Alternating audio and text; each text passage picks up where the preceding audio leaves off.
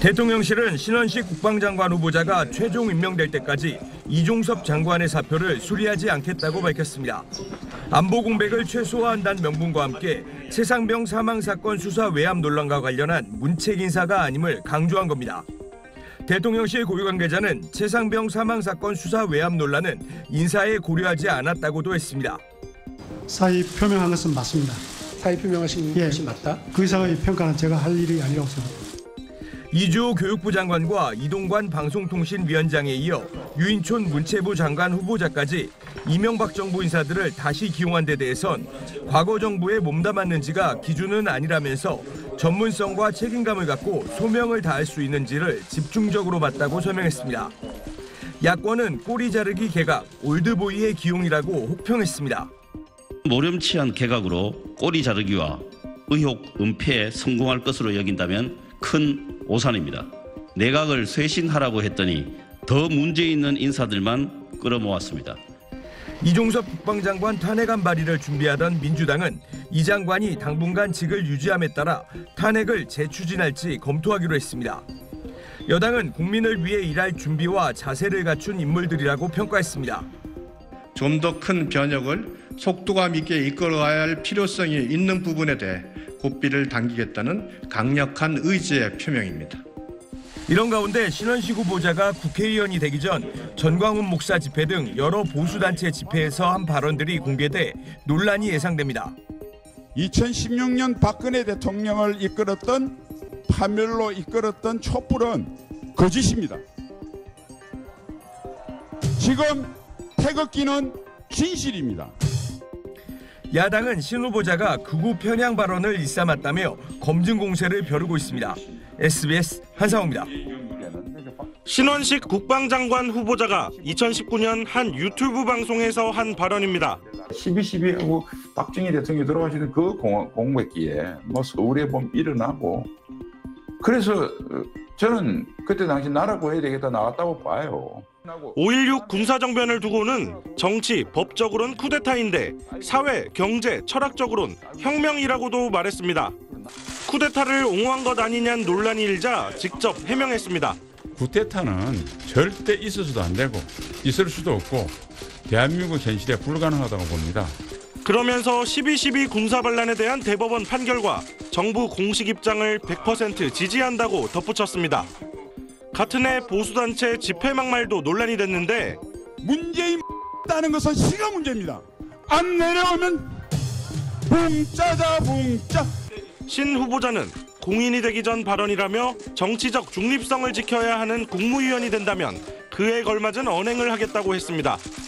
청문회 준비단에 첫 출근한 유인촌 문화체육관광부 장관 후보자는 장관 재임 시절 블랙리스트 의혹에 대해 이렇게 말했습니다. 블랙리스트에 대한 그런 문제도 만약 또 얘기가 나온다면 다시는 이런 일이 없도록 잘 정리를 한번 해보겠다 이런 생각을 하고 있어요. 김행 여성가족부 장관 후보자는 여가부 폐지 방침을 재확인했습니다. 윤석열 대통령께서 여성가족부는 해체하겠다라는 것이 대선 공약이었기 때문에 아주 드라마틱하게 엑시트하겠습니다. 민주당은 대한민국이 과거로 가는 태행적 개각이라며 인사 철회를 요구했고 국민의힘은 개각을 정쟁 소재로 삼지 말고 능력에 맞춰 인사검증을 하라고 반박했습니다. SBS 김학규입니다. 문재인 따는 것은 시가 문제입니다. 안 내려오면 붕짜자 붕짜. 안 내려오면 붕짜자 붕짜. 이것은 간첩이기 때문에 그렇습니다. 간첩. 김정은의 행복을 위해서만 사는 간첩이 아니라면 어떻게 국민의 생명을 허물어요? 문재인 전 대통령에 대해서 하셨던 발언에 대한 입장은 그대로. 그 이제 구체적인 것은 각 개개의 발언에 대한 거는 제가 정리해서 청문회 중이나 청문회 직전이나 충분히 중립게 설명드리겠습니다. 12.12하고 박정희 대통령이 돌아가시는 그 공백기에 저는 그때 당시 나라 구해야 되겠다 나왔다고 봐요. 5.16 같은 게 정치법적으로는 쿠데타인데 사회, 경제, 철학적으로는 혁명이거든요. 그렇죠. 쿠데타는 절대 있어서도 안 되고 있을 수도 없고 대한민국 현실에 불가능하다고 봅니다. 앞뒤 맥락이 좀 자르고 이야기한 것 같고요. 과거에 했던 발언에 관련된 모든 것은 대법원 확정 판결과 그리고 정부의 공식 입장을 100% 지지합니다. 2016년 박근혜 대통령을 한멸로 이끌었던 촛불은 거짓입니다. 2016년 촛불은 대한민국의 자유민주주의를 파괴하고 대한민국의 계속성을 파괴한 반역입니다. 2016년 촛불 반역! 반역! 반역! 박근혜 전 대통령 탄핵으로 부당했다고. 그만하시죠.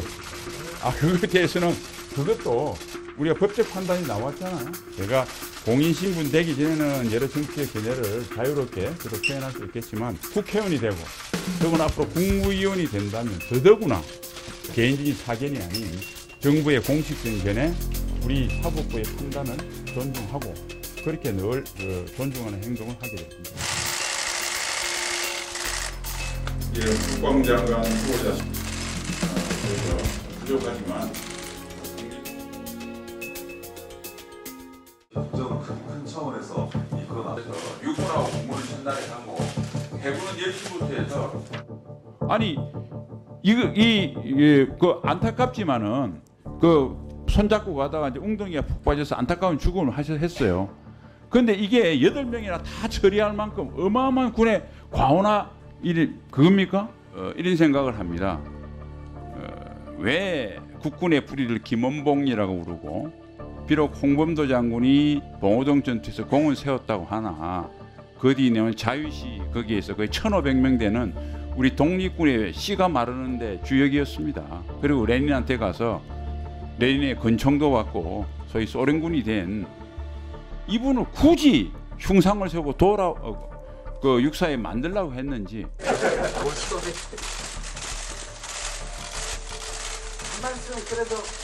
예, 감사합니다.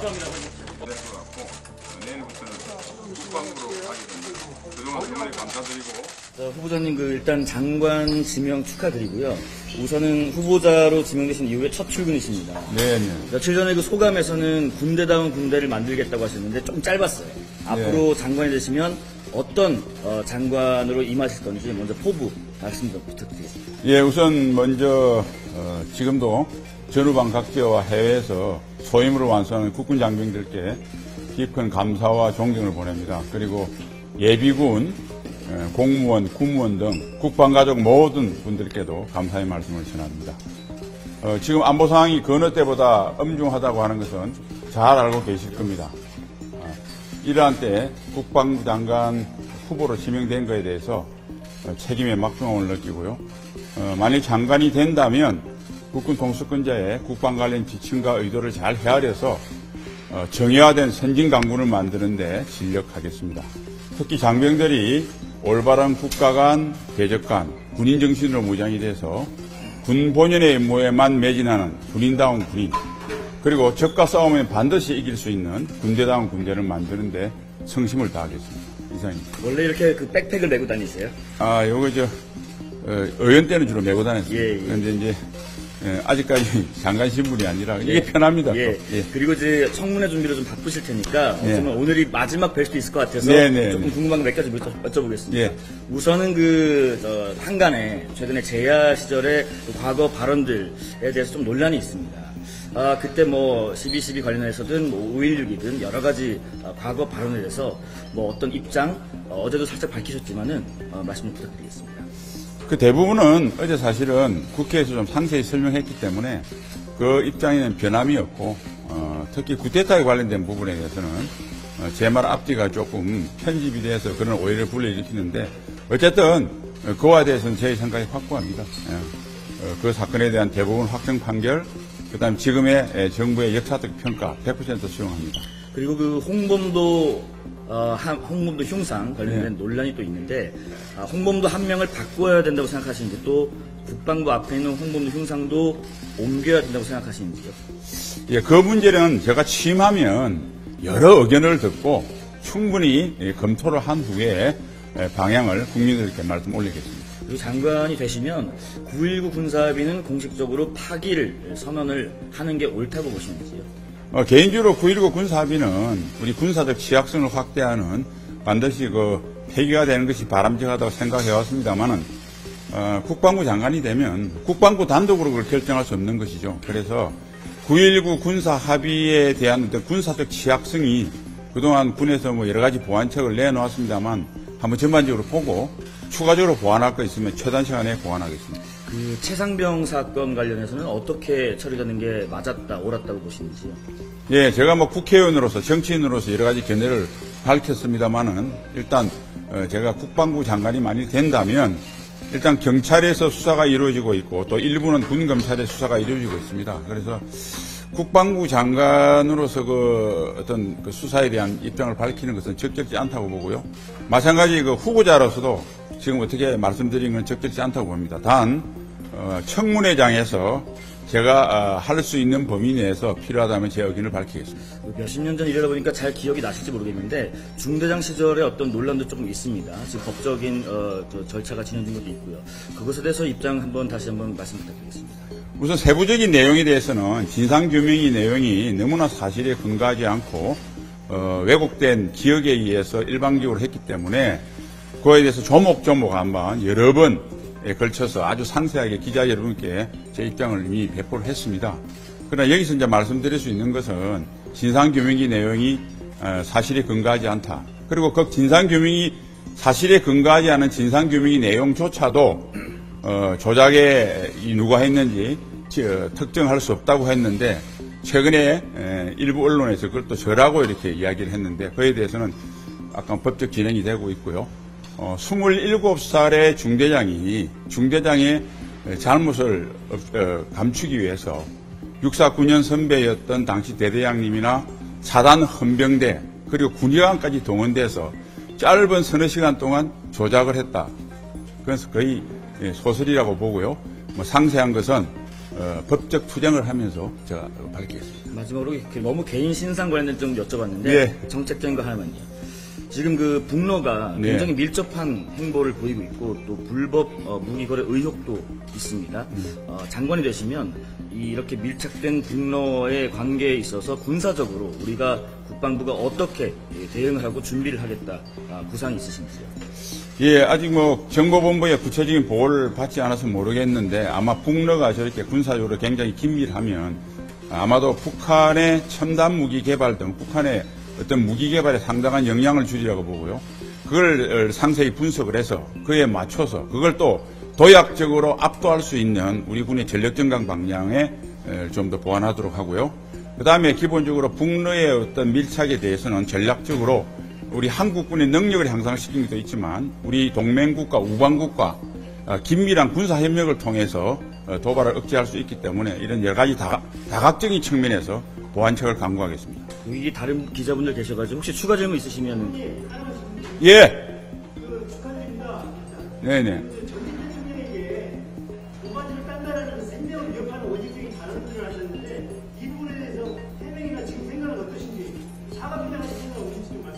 예, 청문회장에서 제 입장을 밝히겠습니다.